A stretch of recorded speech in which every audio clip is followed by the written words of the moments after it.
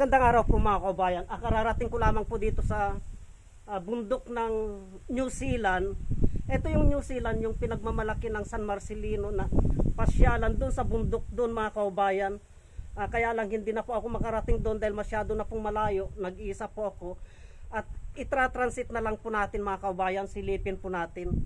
Dito sa kabundukan ng San Marcelino ito mga kabayan, ito yung lumubog na bayan noon. Kaya tignan po natin mga kabayan.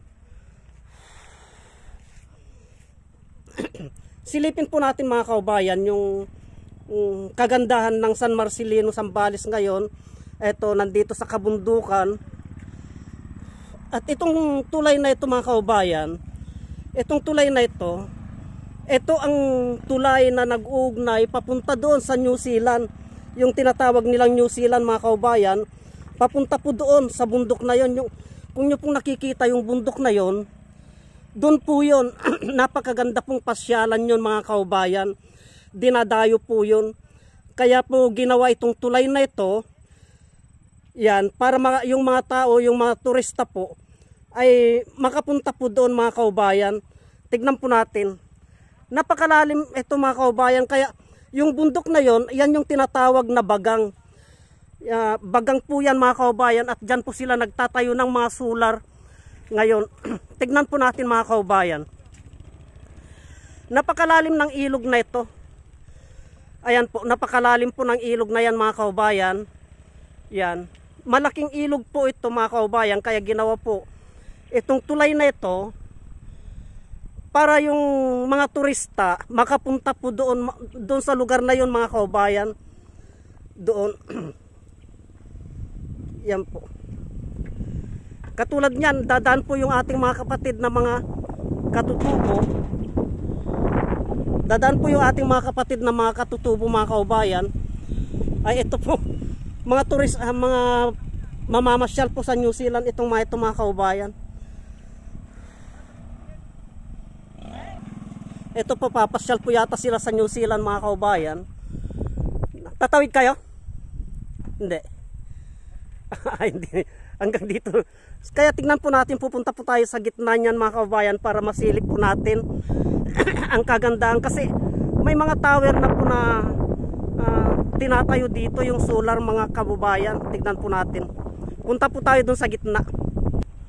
Napakataas nito mga kababayan. Ayan po oh. Tignan po ninyo. Ang taas po nito.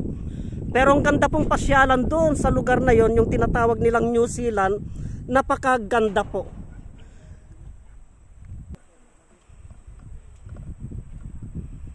Ang taas-taas po nito mga kaubayan, kaya sinadya po na ipatayo ng mga namumuno ng dito sa San Marcelino na ito para makapunta po sila sa magandang lugar na pasyalan.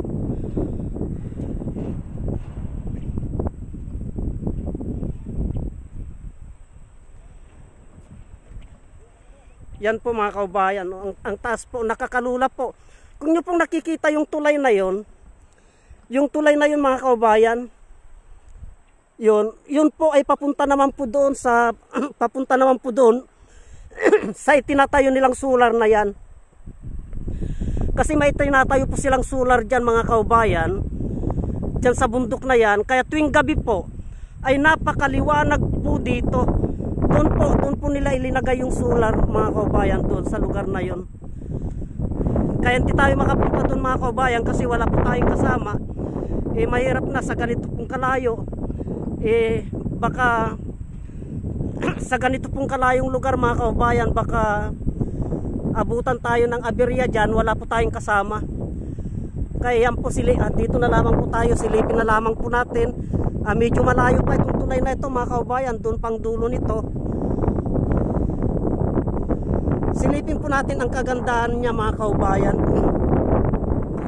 Itong ilog na ito mga kaubayan, itong ilog na ito, ito po yung ilog na dumudugtong doon sa parang dagat po sa likod ng bundok na yan. Diyan po lumubog yung pinakamataas na simbahan dito sa San Marcelino. Lumubog po yun. Tori na lamang pong nakikita doon mga kaubayan. itong ilog na ito, doon po kumukonekta ito. Malaking ilog po ito mga kaubayan. Kasi mataas po ito eh.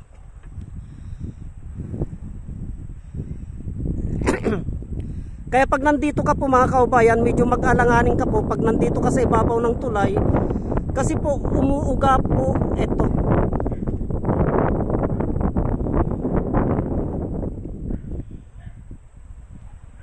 Yan po mga kaubayan, oh. Tignan po natin mga kaubayan. Pag nandito ka po sa ibabaw ng tulay na ito mga kaubayan, ay napakalakas po ang hangin. Kaya kung nakikita nyo po, yung jeep ay yung pick up na patawid na yon dun sa kabilang tulay, ay pupunta po dun yan mga kaubayan. Pupunta po dun yan. Kasi may itinatayo po silang project sa banda roon.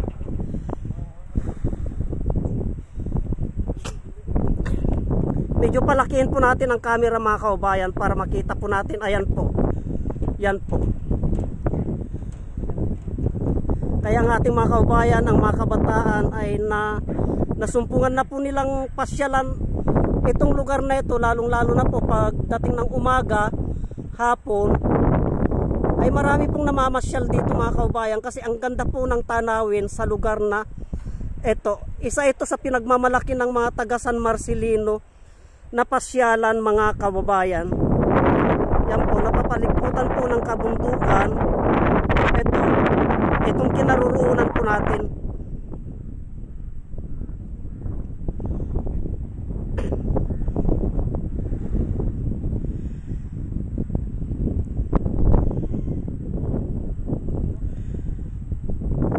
Dito po mga kaubayan, itong tulay na ito mga kaubayan ay medyo mahaba pa po ito.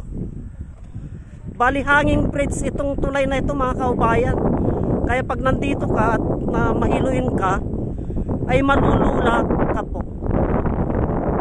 Ayan po, napakalinaw po ng tubig sa baba mga kaubayan. Masarap maligo.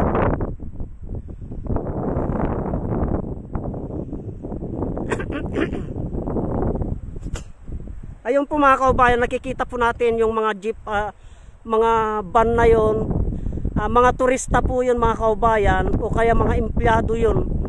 Papunta po sila doon. Papunta po sila doon mga kaubayan kasi may project po sila dyan, yung solar.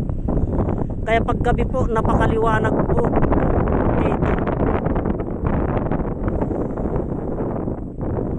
Yan po ang kagandahan, isa sa pinagmamalaki ng San Marcelino, ang lugar na ito mga kaubayan. Ito naman po yung tinatawag nilang bagang, itong bundok na ito. Kaya tayo po ipabalik na mga kaubayan. Baka gabihin pa po tayo kasi medyo malayo pa po ang lalakbayin natin. Kaya pabalik na po ako mga kaubayan. So baka yung tricycle na yan mga kaubayan ay akyat dito yan. Dito dadaan yan, tignan po natin.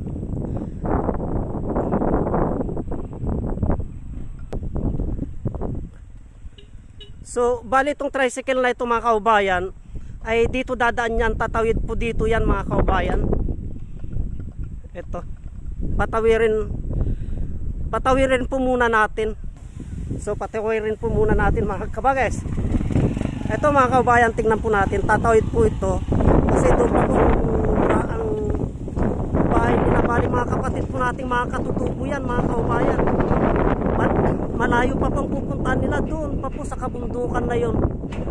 Doon lampas ng yung bundok na yon, yung maliit na bundok na yon, malayo pa po ang pupuntahan nila mga kaubayan.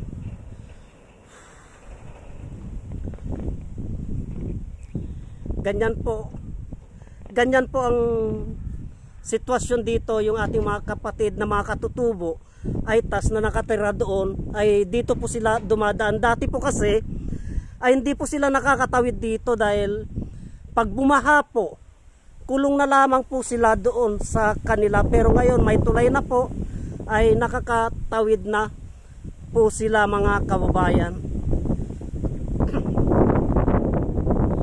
Kaya subaybayan nyo po yung may papalabas kong videos mga kaubayan, at hanggang dito na lamang po ang video na ito.